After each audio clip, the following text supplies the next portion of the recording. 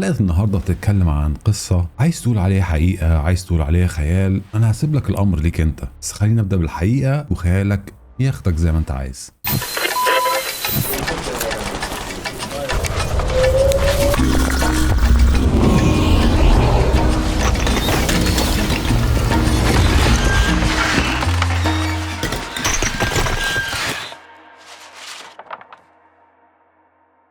قبل ما ابدا القصه عايز اشكر الناس اللي بتشارك في بناء القناه وبتشارك في المساعده ان هي ترفع مستوى القناه ونوصل ل 10000 سبسكرايبر قريب. بس خليني اسالك سؤال، ايه اسوأ حاجه ممكن تحصل لاب او ام؟ واحد يقول لي مثلا الابن ما بطلش عياط طول الليل، او الام مثلا تقول لي ان ابنها مش عايز يبطل على زن ان هو يشتري الايفون الجديد. ما علينا من الاحتمالات اللي ممكن تخلي الاب او الام يعيشوا اسوأ ايام حياتهم او كابوس ما يفوقوش منه. خلينا نسافر بالزمن ليوم 3 مايو 2007. تخيل معايا منتجع جميل في البرتغال اسمه برايا ديل جوز. المهم يعني أسرة بريطانية بتقضي أجازة بشكل طبيعي. الأب جيري ماكين والأم كيت ماكين. الاتنين كانوا من عيلة محترمة ومن طبقة متوسطة يمكن عالية شوية، لأن هما الاتنين كانوا دكاترة محترمين جدا وبيشتغلوا في بريطانيا. واحد جراح متخصص والتانية كانت دكتورة عامة. جيري وكيت الاتنين كانوا عندهم 3 أطفال، مادلين وعلي وحسين. معلش غلطت في الاسمين الأخرانيين بس ما أعتقدش إن هم علي وحسين. ما علينا، خلينا نركز على مادلين اللي عندها 3 سنين. رحلة مثالية بتروح لمكان في البرتغال فيه شمس وفيه بحر، في مكان للاسترخاء والاستجمام ان انت تغير جو شوية. المهم العيلة وصلت بالليل وتاني يوم الصبح صحيوا زي اي عيلة مبسوطة بالاجازة الجميلة وتوجهوا على البحر، وكل المتعة وكل الحلاوة ان هم يقعدوا ينبسطوا مع بعض على الشاطئ الجميل والشمس الجميلة. ما كانش على بالهم ان ده هيكون يوم من اسوأ الايام اللي عدت عليهم كعائلة، او بالاعم هيكون من اغرب القضايا في التاريخ العالم كله. الساعة 8:30 بالليل قرروا الاب والام جيري وكيت ان هم يسيبوا الاولاد نايمين في غرفتهم وينزلوا يروحوا مطعم عشان يقضوا ليلة يسهروا فيها ويتعشوا فيها وينبسطوا. في نفس الوقت الاولاد كانوا زي ما قلت نايمين في الغرفة. خليني ارسم لكم صورة اوضح لكم البيت بعده قد ايه عن المطعم. المطعم يبعد عن البيت تقريبا 55 متر، يعني ما كانش بعيد قوي عن البيت، لانه كان الاب والام عايزين يخلوا عينيهم على الاطفال طول الوقت. ومكان المطعم كان بيخليهم من الترابيزه اللي هم قاعدين عليها يقدروا يشوفوا الشقه اللي الاطفال فيها وتكون عينيهم على الشقه. واتفقوا ان هم كل نص ساعه حد فيهم هيقوم يروح يطمن على الاطفال. ومن النقطه دي تبدا قضيه الاحتمالات والتفسيرات اللي ملهاش نهايه. بس ركز معايا عشان اللي جاي اللي هقوله اهم بكتير. الساعه 9 تقريبا قام الاب جيري ان هو يروح يطمن على الاولاد.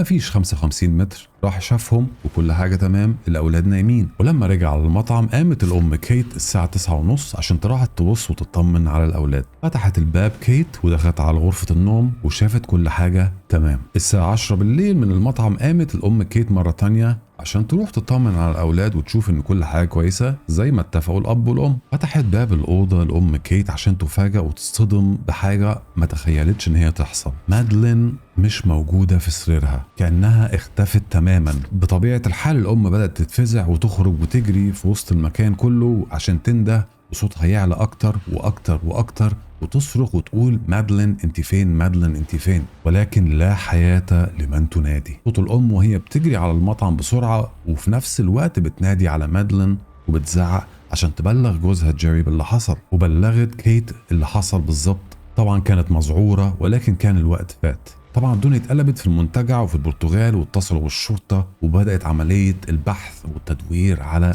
بنت مادلين اللي عندها 3 سنين. بس للأسف كان فات الأوان وكانت البنت خلاص اختفت. أنا عارف السؤال اللي أنت بتفكر فيه، وصدقني يا سيدي المحترم أنا بفكر فيه زيك. إذا كانت الساعة 9 مساء البنت كانت موجودة، والساعة 9:30 كمان البنت كانت موجودة، يعني البنت اختفت من 9:30 ل10.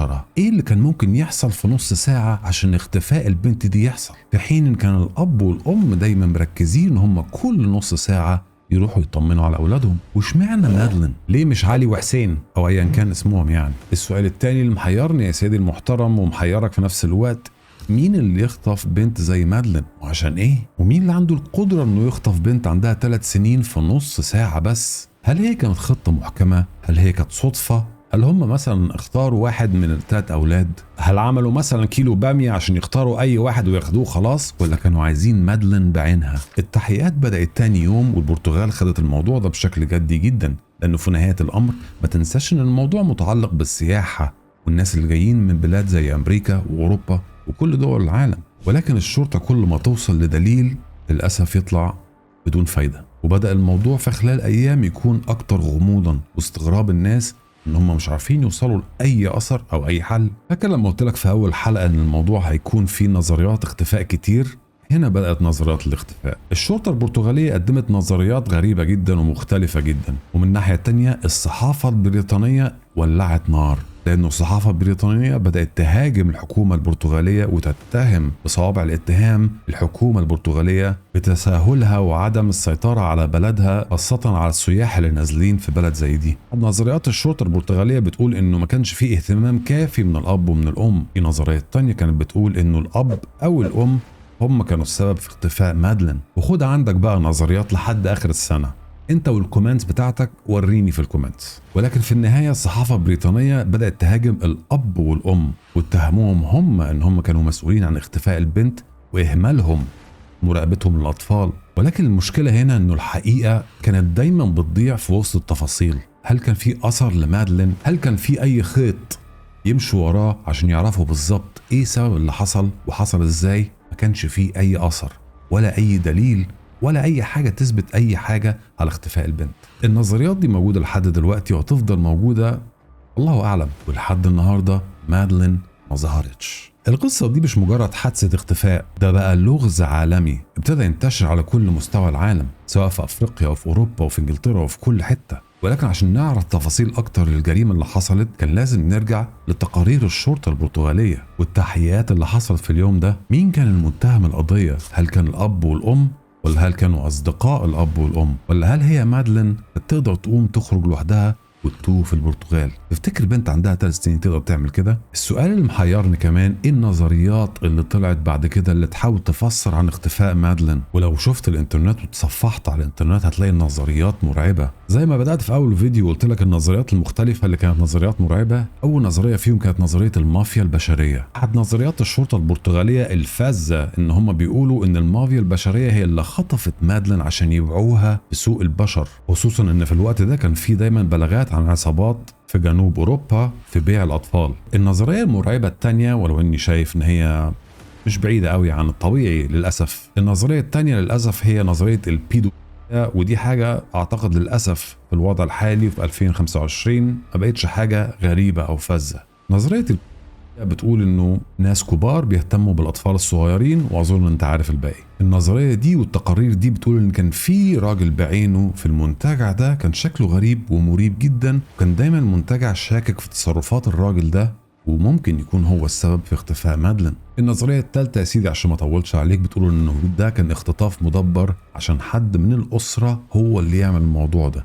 بس اشمعنى مادلين؟ انا وانت نقعد نتكلم في نظريات لحد ما رمضان يجي ونقول كل سنه وانت طيب، بس خليني اقول لك على اخر التطورات اللي حصلت في 2020. اخيرا حل اللغز او لا. في سنه 2020 المانيا اعلنت عن ان هي عرفت مين اللي خطف مادلين. المانيا ايه اللي دخل المانيا في الموضوع؟ المانيا بتقول ان المتهم كان كريستيان بروكنز، عنده تاريخ كبير في موضوع الاطفال ده، والشخص ده كان عايش في البرتغال في الوقت اللي حصل فيه اختفاء مادلين. الشرطه الالمانيه يا سيدي الفاضل بتقول انه عندهم دليل كافي ان هو يكون هو ده الشخص المطلوب، بس قدام المحكمه للاسف ما كانش فيه سبب كافي وما كانش فيه دليل قاطع. احنا في سنه 2025، يعني البنت عندها فوق ال 16 سنه.